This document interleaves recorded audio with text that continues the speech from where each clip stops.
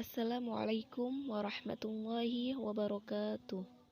Saya di sini akan menjelaskan tema fenomena era disrupsi digital dan post-truth. Apa itu diskursus era disrupsi digital dan post-truth? Di tahun 2020 ini, banyak yang mengatakan sebagai era disrupsi, di mana banyak hal-hal baru yang bermunculan yang sebelumnya tidak pernah terfikirkan oleh cara konvensional dan sebaliknya. Tak kalah banyak juga bisnis yang terlempar dari pasar.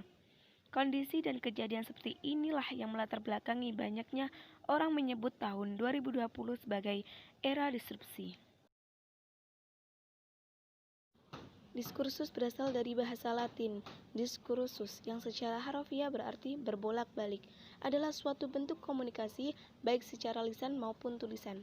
Bagi Foucault, diskursus adalah sebuah sistem berpikir, ide-ide, pemikiran, dan gambaran yang kemudian membangun konsep suatu kultur atau budaya.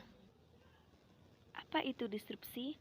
Disrupsi adalah sebuah era terjadinya inovasi dan perubahan besar-besaran yang secara fundamental yang mengubah semua sistem, tatanan, dan landscape yang ada ke cara-cara baru. Akibatnya, pemain yang masih menggunakan cara dan sistem lama kalah bersaing.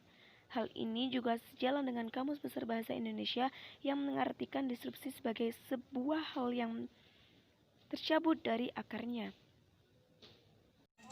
Dilansir dari sebuah jurnal yang ditulis oleh Erianto, istilah disrupsi ini sebenarnya sudah ada sejak lama, namun istilah ini kembali populer setelah Clayton M. Christensen, yakni seorang guru besar di Harvard Business School, menyebut istilah disrupsi dalam bukunya The Innovator Dilemma.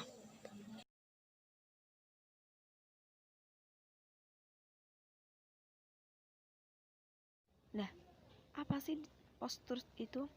Di era milenial ini, post-truth sangat cepat berkembang, layaknya virus yang datang menghampiri manusia melalui media sosial dan sejenisnya.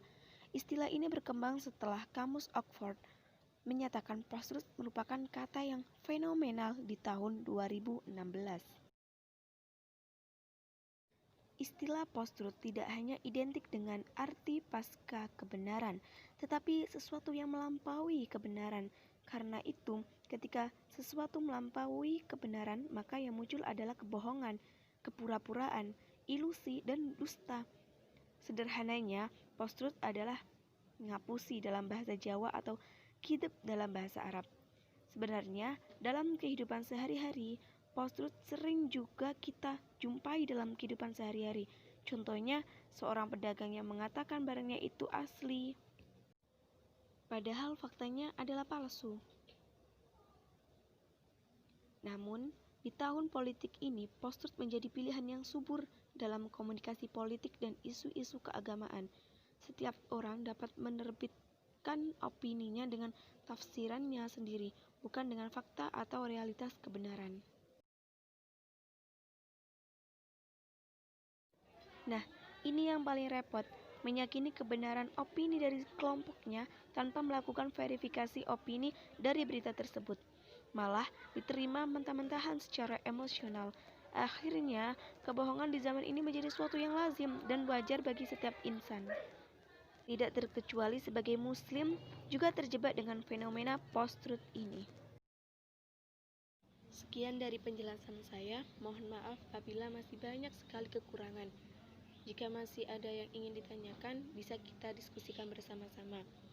Baik, wassalamualaikum warahmatullahi wabarakatuh.